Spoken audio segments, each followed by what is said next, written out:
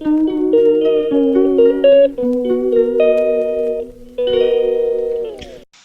সকাল প্রত্যেককে। আজকের ব্লগটা শুরু হলো ভোর কীর্তন দিয়ে।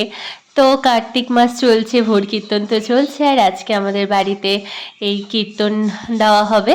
তো সব জেঠিমাদের গ্রুপ, তোমাদের সাথে এর আগেও আমি শেয়ার করেছি। তো এই গ্রুপটা হচ্ছে পুরোটাই মহিলাদের। তো এত সুন্দর কীর্তন করে, তো দারুণ লাগে। আমাদের পাশের বাড়ির সব জেঠিমারা মিলেই ওদের এই গ্রুপটা। তো চলো তোমাদের সাথেও কীর্তন শেয়ার করছি, আর তোমরাও দেখতে থাকো। তো খুব ভালো লাগছিল। দেখো সকালটা এত সুন্দর ঠাকুরের নাম গান দিয়ে শুরু হলে কার না ভালো লাগে বলো। তো দেখতে থাকো।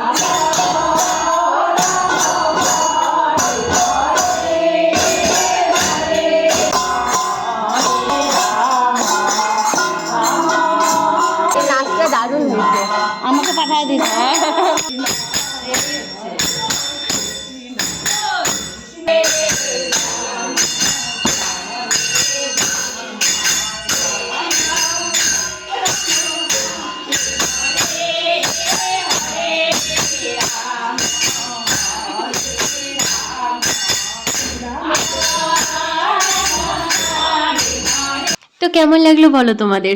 তো আমার তো সকাল সকাল এত সুন্দর কীর্তন শুনে মনটাই ভালো হয়ে গেল।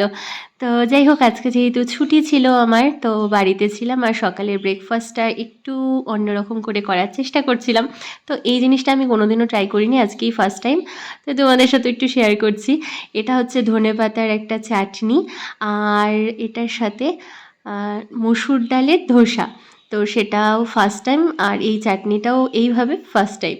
তো চলো তোমাদের সাথে শেয়ার করতে থাকি, দেখতে থাকো। তো কীরকম হচ্ছে জানি না, রেডি হওয়ার পরে দেখতে পারবো কি হলো না হলো।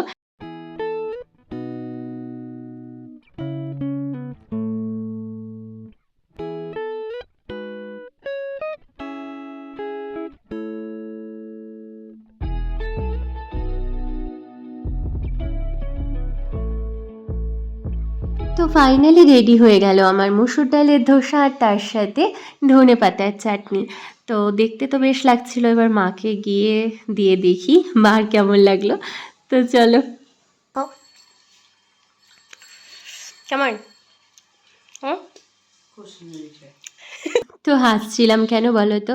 মা এতক্ষণ কত কিছু বলছিল, এত সুন্দর হয়েছে, কি দারুণ খাওয়ালি।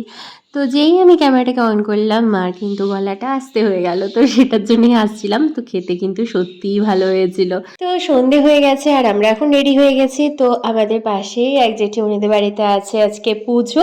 তো আজকে রাস পূর্ণিমা, তাই লক্ষ্মীনারায়ণ পুজো ছিল। আর সেখান থেকে এসে আমাদের পাশে আর এক কাকিমণিদের বাড়িতে আছে গৃহপ্রবেশ, তো সেখানে যাচ্ছি। তো চলো তোমাদের সাথে ওদের নতুন বাড়ি শেয়ার করছি, দেখতে থাকো।